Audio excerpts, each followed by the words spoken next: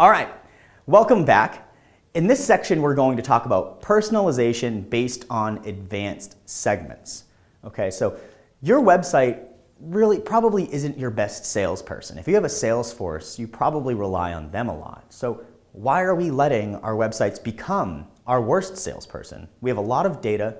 We can dynamically insert different offers and different experiences based on this data.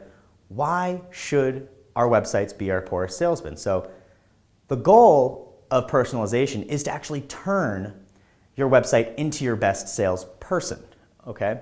So here's an example of a personalization campaign via advanced segments. So on Moose Jaw, they had a welcome back overlay show up to anybody that had actually just abandoned the cart. So by doing this, they significantly increased purchases because people, life gets in the way. Someone may have added something to the site and then just had to, get out of there and just leave. And so as soon as people came back, they were given this message that said, welcome back, you have some items still in the cart. Do you want to go check them out? And in most cases, I've seen this, when they do this and do this well, it will increase conversions. I have plenty of sites that I go to where I leave things in the cart and then I show up again, weeks later and it still says like, I don't get a message, I just see the cart bubble that says you have 2 items in here. And I don't really act on that because I'm still like a passive participant there, but when they do this, they actually actively engage you and you have to make a decision now. You have to say, yes, I intended to do something with these items, or no, I intended to do nothing with these items. I just wanted to see what the tax was going to be. And then they'll go through the site still. So this is a great way if you can track your cart abandonments to get people back in there. So you turn, their initial jump on your homepage and you just ascend them quickly rather than having to go through the entire funnel again. So just some cold hard facts that are out there. On most sites, most e-commerce sites, you're going to see about a 50 to 70% bounce rate overall. And that's not great. That means 50 to 70% of your people that hit that page leave it immediately without taking any action or moving anywhere else.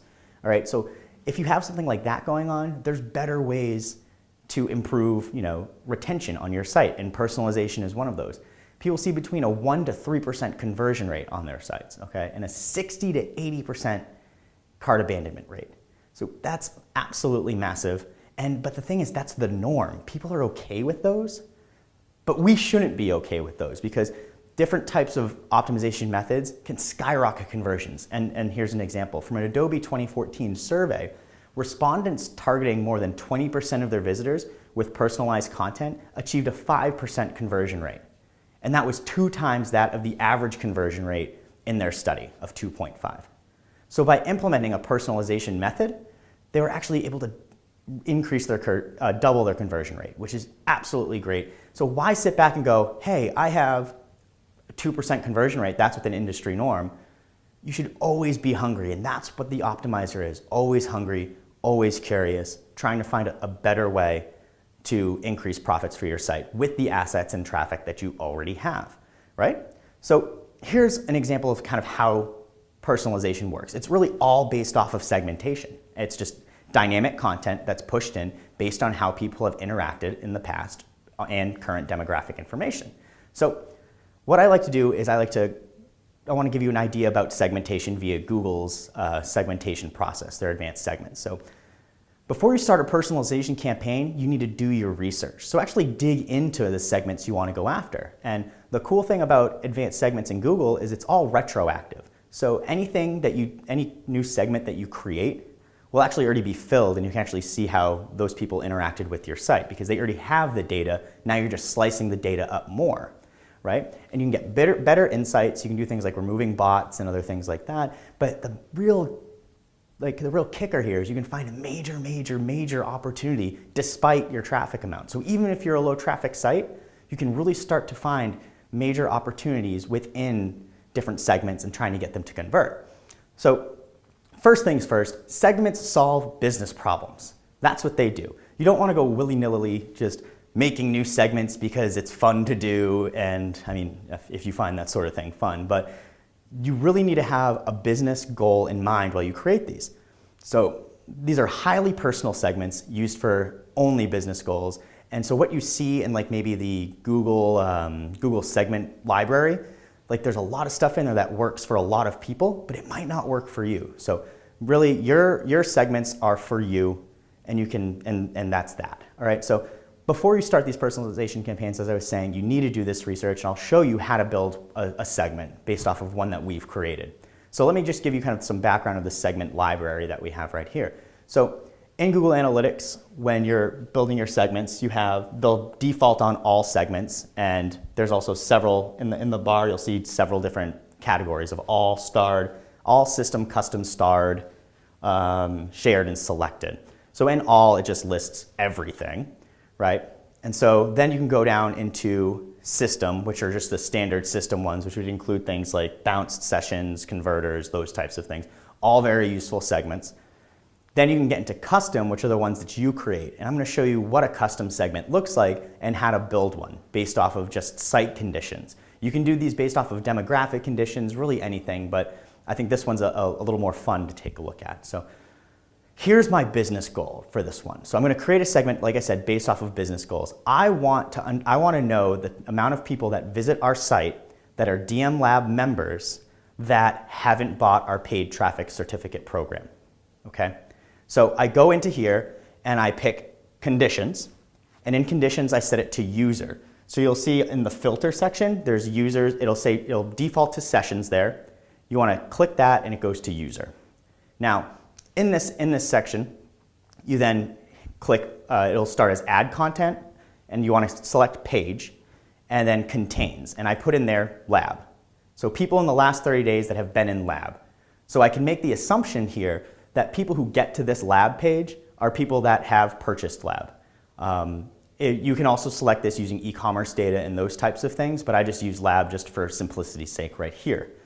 So then now I want to create a new filter where I want it to say does not contain. So right now I have page contains, that's one of our thank you pages for our cert, but I need to say does not contain. And so page does not contain that link. And then I need to add a second link because we have three possible thank you pages, and I select it with or. So if they hit that page or this next thank you page, I then create the segment based off of that. And you can see as I was adding new pieces of information, it went from a total of, where we go, 4.71% to 4.69. So that's saying there's 12,548 people that have been in lab but haven't seen that first thank you page. But there is based on how we do our one-time offers, that could have gone, they could have seen OTO2, which increases a little to 469 again, and then it goes up to 4.71% of people that are there. So a total of 12,590 people that visit our site are lab members that haven't signed up for our paid cert program. So now I can start seeing how they behave, try to figure out what pages are they going to, are they consuming enough paid traffic content that it makes sense to go after them. And I could actually refine this even more to go after the people that are really just consuming paid traffic content. But here's the really, really cool thing you can do once you build this segment. You can actually push this into your AdWords account and retarget straight from there.